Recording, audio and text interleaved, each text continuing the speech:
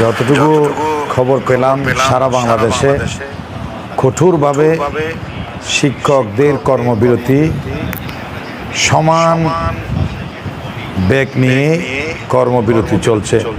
আশার আলো দেখতে পাচ্ছি।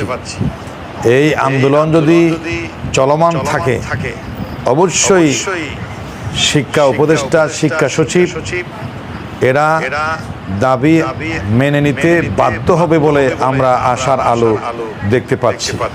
প্রিয় শিক্ষক শিক্ষার্থীবৃন্দ, আন্দোলন চালিয়ে যান, ভয় করবেন না। আমাদের রিজিকের জিম্মাদারি, শিক্ষকদের জিম্মাদারি, শিক্ষা উপদেষ্টা, শিক্ষা সচিবদের হাতে নয়, আমাদের রিজিকের জিম্মাদারি আল্লাহর হাতে। ঢাকায় অবস্থান কর্মসূচিতে পুলিশি এবং প্রশাসনদের এই তীব্র নগ্ন হামলার তীব্র নিন্দা জানাচ্ছি।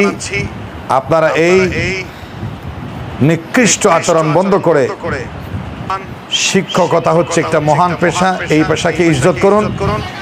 এই আন্দোলন চালিয়ে যান। আমি বিশ্বাস করি 90% আমি আশার আলো দেখতে পাচ্ছি ইনশাআল্লাহ।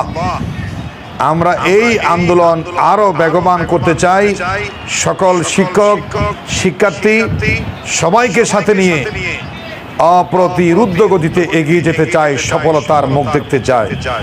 সবাইকে সেলুট জানাই, ধন্যবাদ জানাই।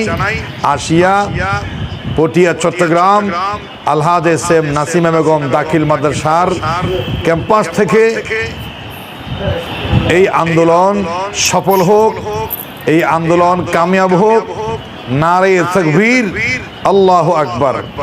আসসালামু আলাইকুম ওয়া রাহমাতুল্লাহ।